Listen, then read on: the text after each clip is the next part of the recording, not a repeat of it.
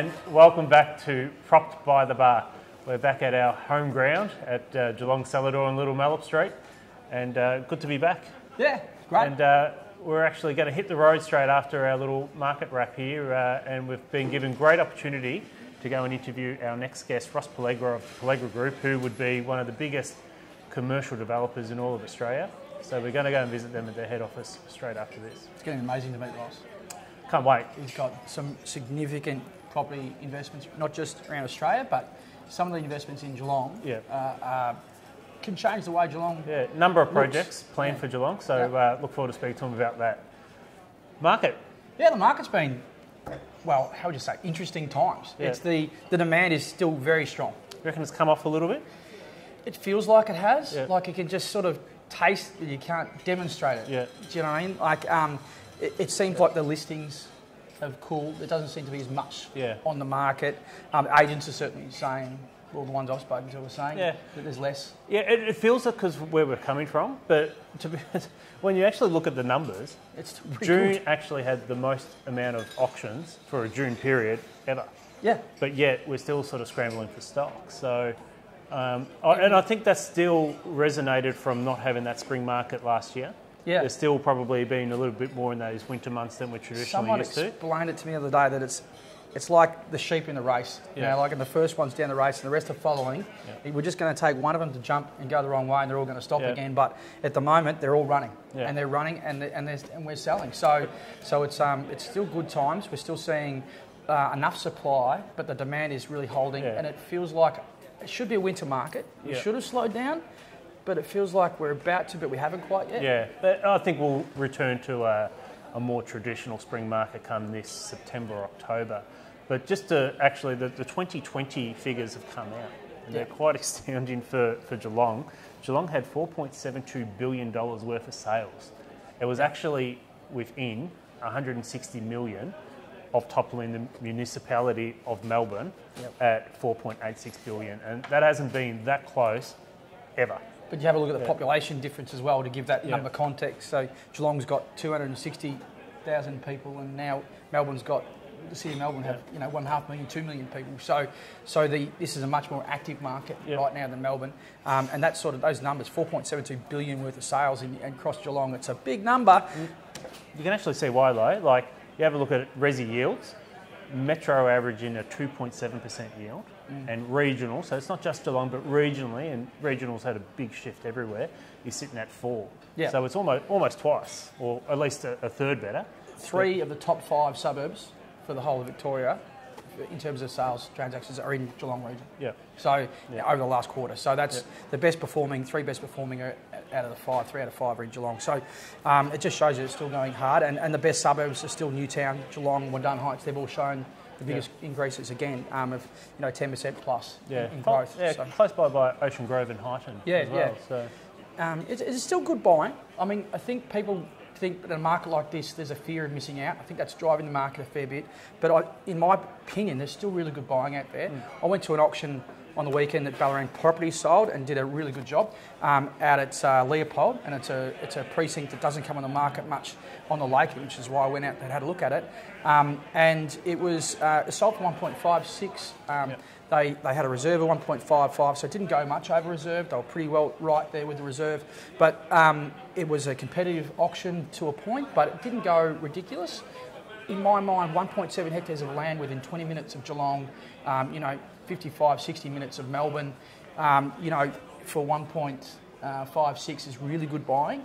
And I still think that there's properties like that around that are good buying. I think you've got to know where to look, and I think that there's opportunities still there for the buyers. And you have a look at some of the performances of some of the towns, the smaller towns outside of Geelong and in the regional western area. Some of these towns have had 53 and 59% growth. Have a look out near Colac and out those sort of areas, and some of these townships have just boomed on the back of it. So there is good buying still. Yeah, and how long is it going to go for? I have a theory, but I'd love to hear. Well, my theory is that we're going to start now. We're new financial year. Yep. So we're starting to go into a whole new set of rules because there's a lot of stuff going to happen. One of the stuff I want to talk about is the windfall gains tax. that's coming in, that's being proposed at the moment in Parliament, and that will have an impact on how much greenfield land is available to be sold onto the marketplace, because that'll flow through. Yep. So, but that's probably a year or 2 years away from impacting the market as such. The stamp duty concessions and the lack of, and the removal of some stamp duty concessions is going to have an impact. Yep. Land tax changes as well, and concessions. So those three taxation issues are going to have an impact on the market and slow things down. APRA is now talking about getting involved and slowing the market down from a lending point of view, and we're also probably going to see some interest rate climbs. Yep. So we're going to see that money's going to get a bit more expensive now. Yep. So I think all those things are going to start to play in. I think it's going to take them 6 months to flow into the market and slow it down a little bit. But by that time we're into summer, and we're into a much elevated period again. So what happens when international migration can come back low? Well, it's going to go nuts again, isn't it? But we're already seeing international property purchases here, even though they might not be here themselves, but they are engaging agents to come and buy land and buy property.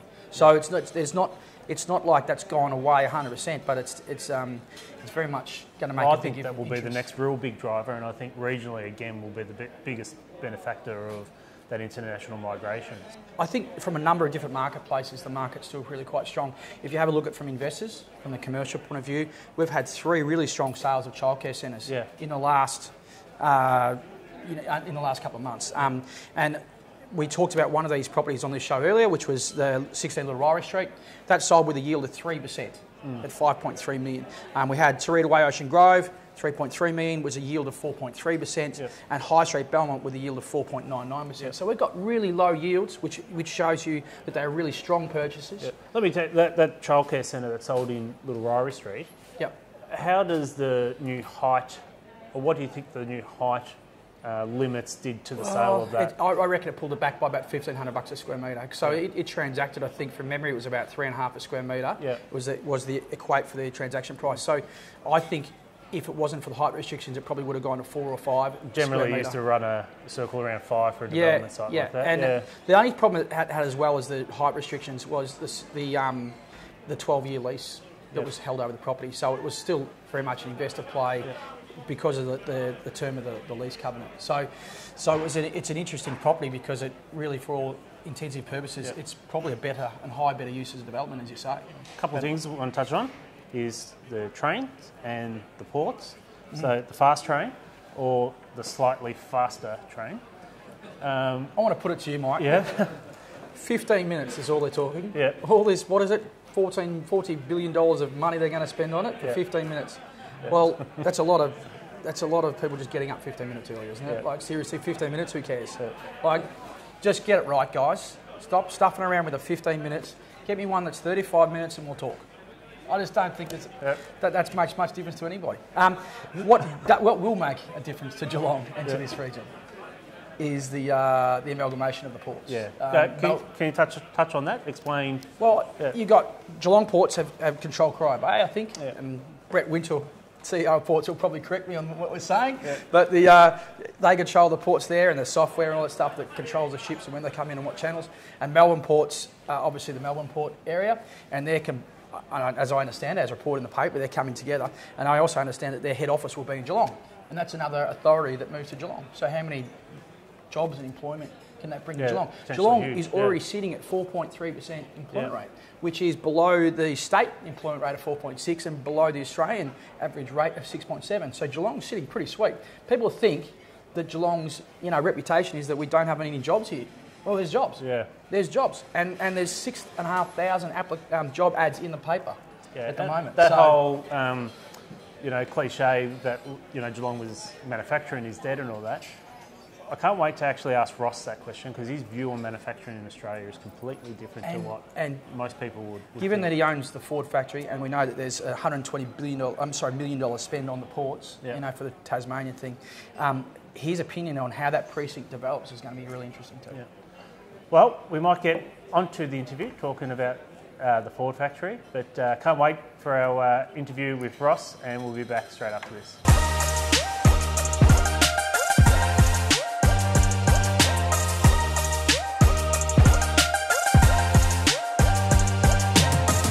Now it's that time for our guest of the month. Now, established in 1960, the Pelligra Group is a third-generation construction company with large profile and holdings right across Australia. Recently, the Pelligra Group made headlines when they purchased 2 former Ford factories, one of those being in Geelong. Current chairman and our guest this month, Ross Pelligra, started the company when 17, working his way up the ladder and continuing the legacy laid by his grandfather. So Ross, we're really appreciative of you giving us some time today. Yep, thank you. Welcome to Propt, although we're in your office, so thanks for having us. Thank you for having me. So you're obviously the chairman, your father and your grandfather before you.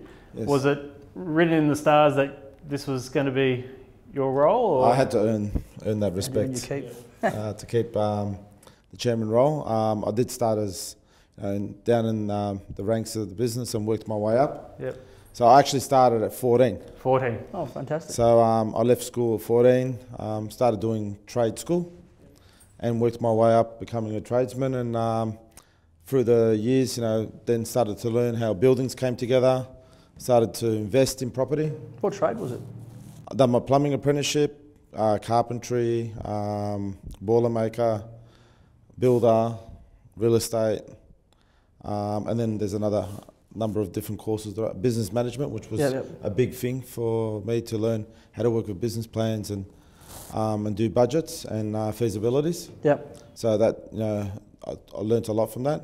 But effectively, I looked at the business and started working around where the family was set up and what we were doing, and followed the recipe of the business and just kept on creating bigger volumes. One of the big things that strikes me when I research you and look into who's Pelligra is the huge diversity of assets and size of the assets that are in your portfolio. It is really impressive. You've got a new hotel, Holiday Inn, Werribee you just built. You've got massive distribution centres in the west. You've got industrial, retail, commercial. You've got a huge diversity of assets where a lot of other developers focus on one thing or another. You are happy to take on everything and look at everything from a different perspective. What's that perspective look like? Well, we look at property trends, markets, and we like developing when no one else is developing. Yeah. Or refurbishing. And given that we're landlords, we've got times when tenants come out of leases and we have to refurbish and work with the next. So for us, it's always been, we're property owners, landlords, so we've got that built form mindset and urban renewal, and we've worked with the times, rezoning with stakeholders and councils to hit benchmarks around what they want to see happen next.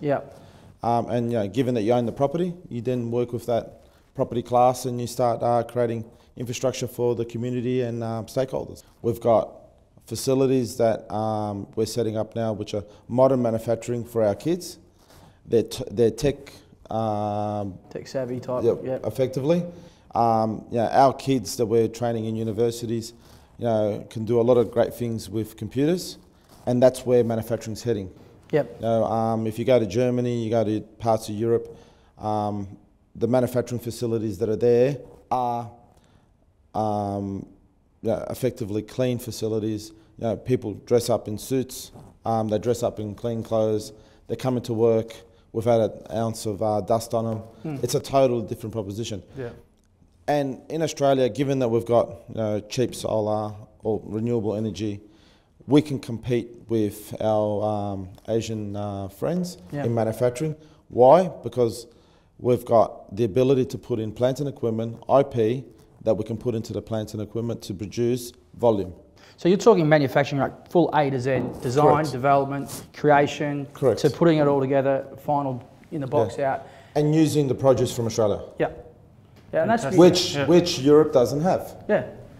And Asia no one has. We have all the resources. And most people would actually believe manufacturing in Australia is dead, but this brings a different light into, what traditional manufacturing means. So, for a town like Geelong, we've been we grew from manufacturing. This sort of a spin on it, it changes the whole way you look at a lot of the buildings in Geelong. Absolutely. Well, and the thing is, having that technology there, you bring on that plant and equipment, you bring on that modern facility. The kids from Geelong that get trained and go to school there and live there will want to work there. Because they're not compromising what they've been trained for. And as a parent, you're proud that your kids are working in Geelong. They're staying, they're living and growing the community there. Just on Geelong, you guys are astute. You got holdings all over Australia. Yep. You've recently come into Geelong and you're involved in a number of projects, Yes. namely the Ford factory and Cheetham Salt. But what's the appetite for Geelong? What do you see in Geelong? Okay. Why Geelong essentially? I believe, why? It's because of the historic of being a brownfield manufacturing town.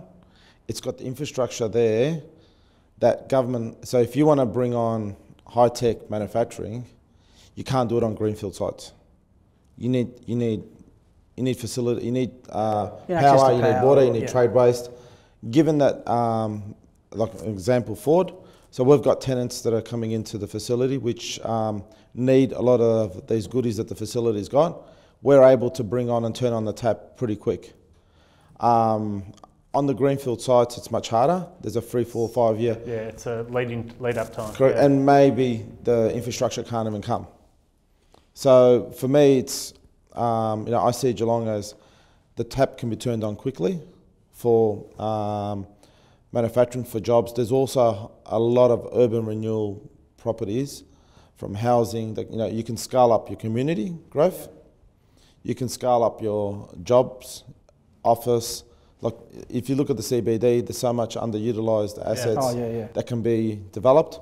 So I see it as potentially there's 5 to 10 year window before you ask the government to do a major infrastructure spend that's already in the ground that you can actually use as a valuable asset. So that's what I see. So you've alluded to 10 to 15 years. It was actually one of my questions is what do you see for Geelong in the next 10 to 15 years? I think Geelong can be the Silicon Valley of manufacturing for Victoria. Music to my ears. That's the truth. Yeah. Well, how exciting is that as a prospect? Oh, that's amazing. And you only have to look at other stuff that's happened in Geelong that sort of led the way a little bit with the Federal Wool Mills and other ones that have done this. And they've done it from a point of view of incubating businesses as well along the way. Is that something that you will look at as well? Yeah, of course. And we work with startups and all sorts of different businesses. But what you got is if you look at Victoria, the way it's set up, you got your Dandenongs, the southeast, the north. North as well, there's potential. But because of Geelong, the township, everyone getting behind manufacturing, the educators. Now, it's a different flavour, it's a different feel. I believe that Geelong has the ability to grow fairly quickly with its established assets. Yeah. So if I was council and I was the planning authority, I would not rezone out my industrial pockets because you're going to need them. Yeah, yeah, and the thing about our industrial prop areas, some do lack linkages, and some have got great linkages but are underutilised. And big areas like you have to look at Nor Lane, big open spots, but are fairly underutilised. Landlocked, and the other, where there's potential is in that GREP area, but a lot of the lots can't be subdivided under 5 hectares, where a lot of the use requirements don't need that much space. Drive through Corio and have a look at the big old engineering factories, the big high clearance factories that are in there, and they once could build anything, and a lot of them are sitting empty or being repurposed into stuff that's probably not their highest and best use. It'd be great to see them back into manufacturing. If you look at Victoria, you've got Melbourne CBD used to be manufacturing, then you had the West, which did a bit of volume manufacturing, but a lot of the bigger volumes were done either in the southeast or out in Geelong. Yeah. So Geelong can, as far as I'm concerned, can push out a fair bit of volume.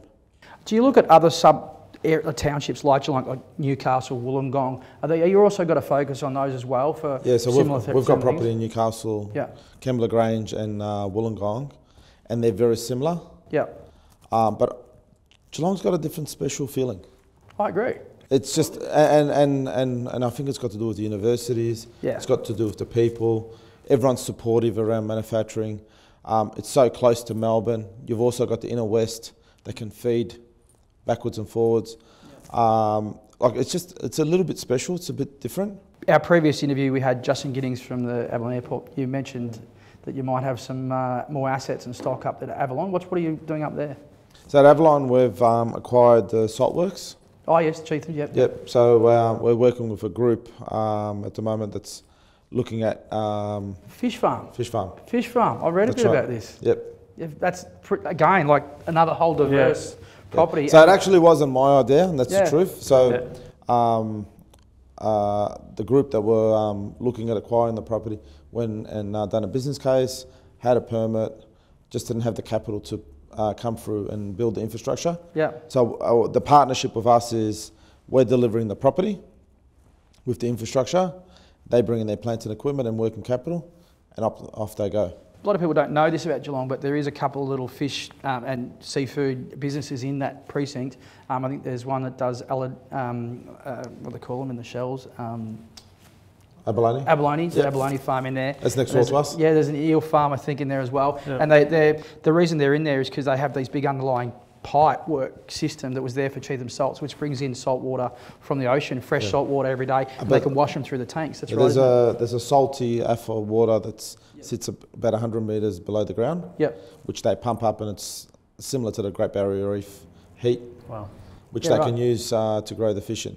Yeah, and that infrastructure again, it was there. So it's all there. So it wasn't by accident. This actually was something that historically was there. People found it, used it, but then it didn't modernise itself. So what's it going to produce? Like, how much?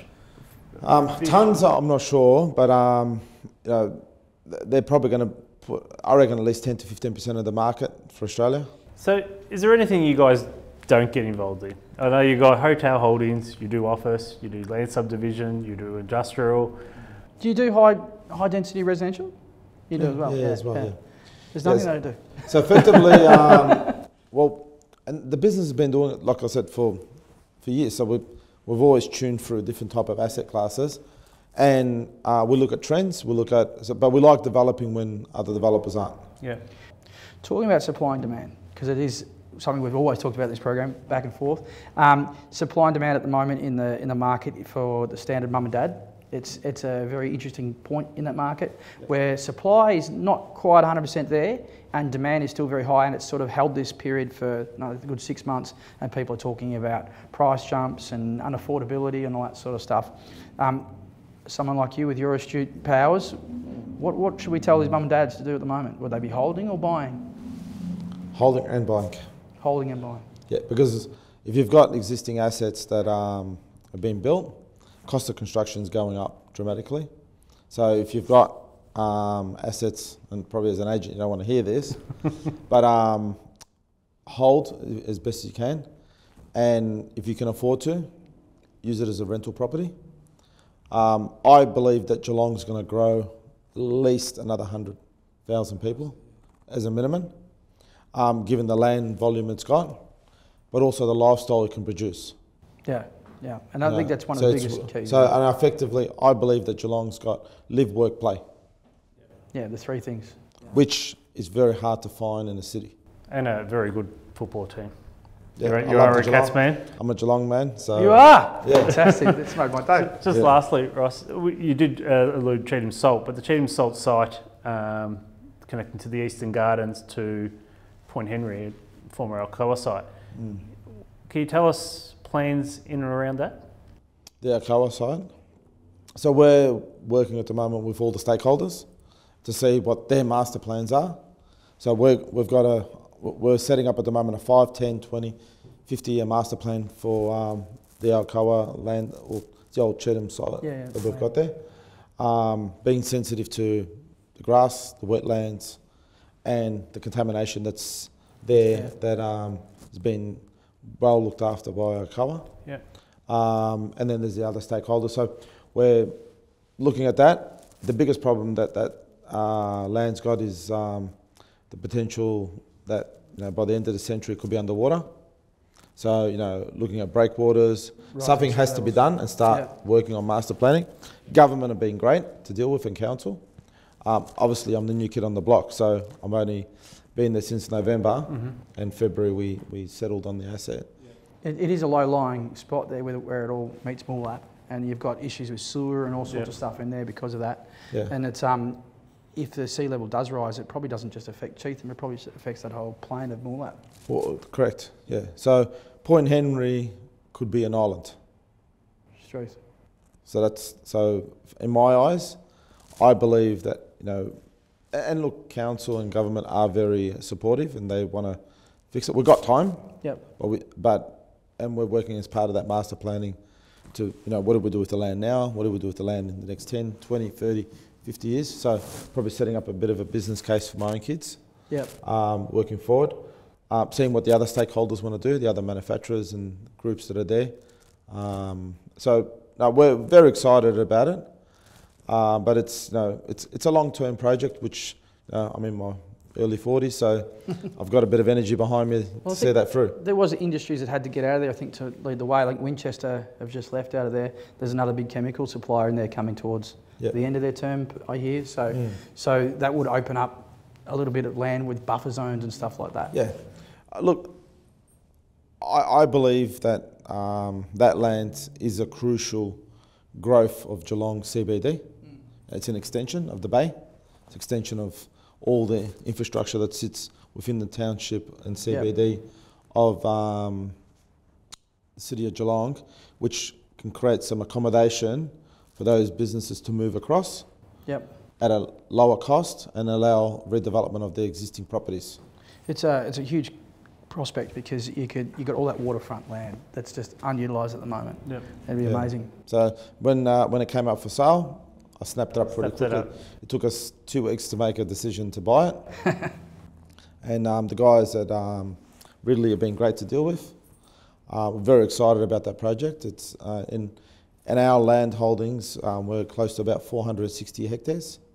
So it's a fair chunk of land. We get a few people writing in questions to this program all the time about what's happening, and I reckon this is the most popular question is around Cheetham. You know, what's happening with that land. So I will. There's a lot of interest. I am pushing to make it happen, but I'm sensitive to all the stakeholders, which is important to me. Ross, we know you're busy, so we'll wrap it up. But we're really excited about your vision for Geelong and the projects you have coming. And thanks for your time. We know you're busy. Thank you. Thanks for coming on. Thanks.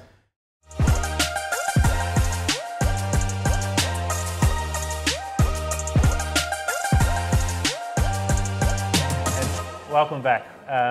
Just wanted to thank Ross for a great chat. Cracking fella. How good, and how's the vision for Geelong? Yeah, he's got fingers in a lot of pies, doesn't he? So it's going to be really interesting what him and his organisation can pull together. Very appreciative for giving us the time. So next week's guest is the Geelong Vice President and the newly appointed Chair of the Geelong Authority, Diana Taylor. So looking forward to chatting everything Geelong Authority.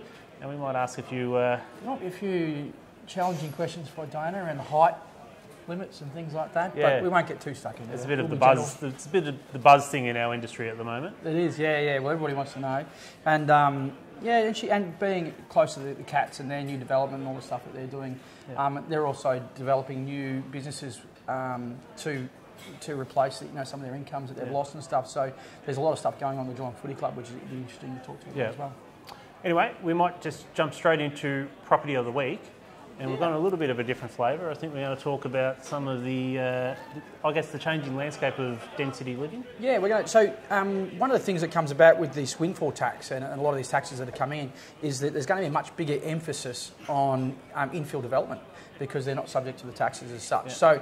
So there is quite a few going around the town, and we're going to talk about units and focus on units of different types, both medium density and high density. So one of the ones that came across my desk most recently that I really loved was 4 Taylor Court. Yep.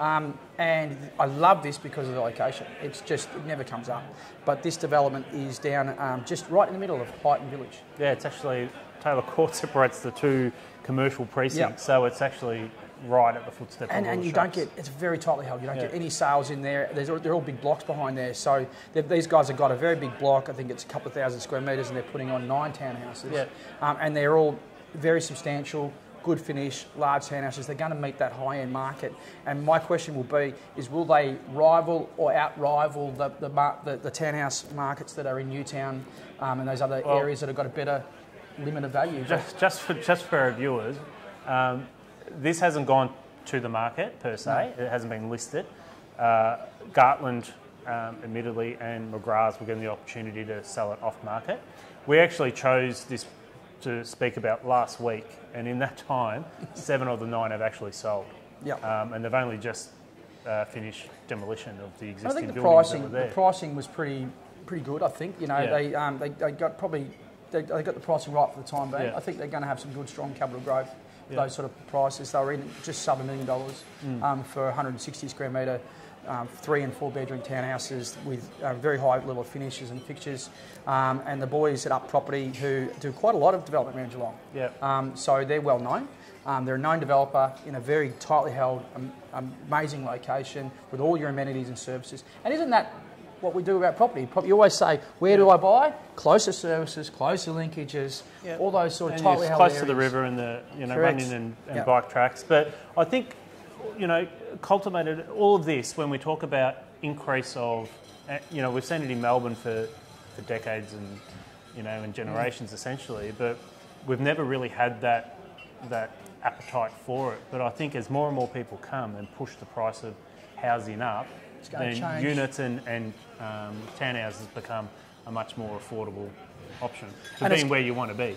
Well, for $1 million, you couldn't be anywhere near close to this in Highton. You'd have to be, if you're going to buy a house with land. So a townhouse that provides you all those amenities, that's close to that like that, there is certainly a market out there. As been demonstrated, in a week they sold 7 out of 9. That's an amazing effort, right?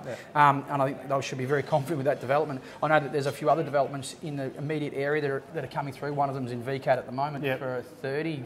27, 27, So, I mean, that might have to be brought back a little bit to get through VCAT, but that's another one that could come up in that same little pocket. So, I think, we're going to see a change to the way... It's going to be more and more of it, isn't it? You're going to see more and more of it. And these big blocks, anything that's over 1,000 square metres, we're going to see developed, I think, over the next 10 years. And we're going to see Geelong start to come up. And I think that plays into that discussion with heights from the Geelong Authority and that sort of stuff. Well, how do we want Geelong to look? But what about the greater Geelong? What about the urban development? And the other one I want to talk about is Ryrie Quarter. This is high density development. And everybody who's watching this would have seen the big hole in the ground they've made over the last month and a half. That's impressive, isn't it? They go down deep, and they keep going down. And there's some big trucks rolling in and out of there. There's Ryrie Home, which is there's 2 buildings there, but Ryrie Home is where we want to what we want to talk about. But there's 109 units there. They're well over 50% sold already, and they're only digging the basement. So you'd imagine by the time they get up and going, and they've got to build. Don't they got to build the retail on the ground floor? Your agents are selling them. So there's 5 across the 2 buildings. There's 5 retail opportunities. But I guess again, coming back to the height, do we see another apartment building being built to this scale? That one wouldn't have got up now. With the new requirements, and we need that sort of density. We need people living in Geelong, in the CBD areas, to make these streets like Little Mallet Street, this street we look at here, viable. Right? So we need density, we need people. What happens to the prices of something like this? If you can't... with projects, you get economy of scale by going up. If you can't go up, what's going to happen with the prices? So I recently had to undertake a valuation for a very good client of yours and mine, Mr. Morphy, because he wanted to know that exact question. And he's got a townhouse, a unit at the top unit of Miramar, and it's now cannot be outbuilt. It's now going to be the highest building in Geelong. At 21 floors. So he's got the 21st floor, he's got the whole apartment.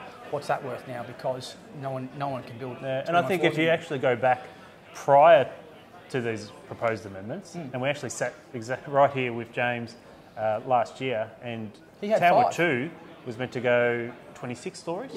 And so that was going to be the tallest building, but he can't even build to the height where he was before. He's been one of the biggest losers out of this, in that his planning permits have all been, stuck in this issue. So they'll get something up. I mean, but they won't get 21.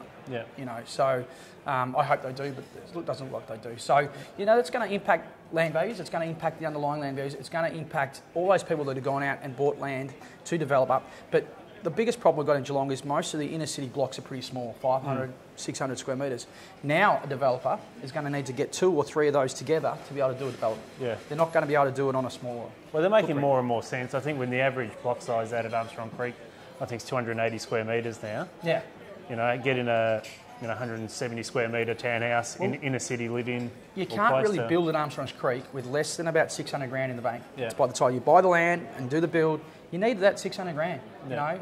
So for 600 grand, you can probably get, well, for 450 odd or 500 grand, can you get a 1 or 2 bedroom apartment in the middle of the city? So, you know, I'm not sure what you'd choose better. Well, I can probably see a couple of questions coming for our guests next week. Well, that's where we might leave it for this month's episode. Thanks again to Ross Pelligra for taking the time to have a chat. Very excited with some of the projects. Look forward to our chat next week with Diana. Diana Taylor, she's going to be amazing. She's absolutely stand-up citizen in Geelong. So she could, you know, we had the discussion with Justin about who is the next civic leader. Well, she is right in there amongst those people, one of the most powerful people in Geelong, and we'll see what she has to say. But just before we go, don't forget to subscribe. If you like what you're seeing, subscribe, hit the bell button somewhere around here, and we'll get this notification sent to your phone and email and everything else. So thanks. Thanks, Johnny Helmer, for having us. Thanks for John Fitz for putting it all together. Again, Chris Bryan from Moon Media. And any questions, hit us up on our email. Otherwise, we'll see you next time. Thank you.